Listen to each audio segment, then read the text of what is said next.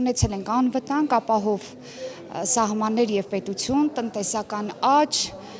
կայուն որակյալ կրթություն, գիտություն եւ հիշենք, որ մենք ինչ վիճակում ենք եղել պատերազմից հետո։ Դրա համար ես վստահում եմ Ռոբերտ Քոչարյանին, նա ինձ համար պետական, լուրջ, adekvat գործիչ է։ Ռոբերտ Քոչարյանի նման ղեկավար երևակայի ես չեմ տեսել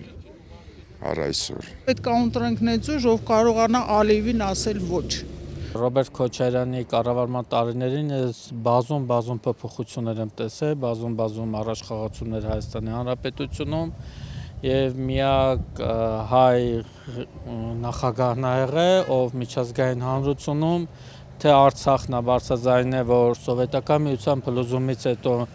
Արցախի հանրապետությունը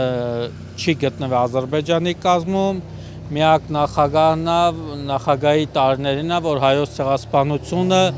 բազմաթիվ երկրներում պետականորեն ճանաչվել է։ Միակ այն տեխնացուն է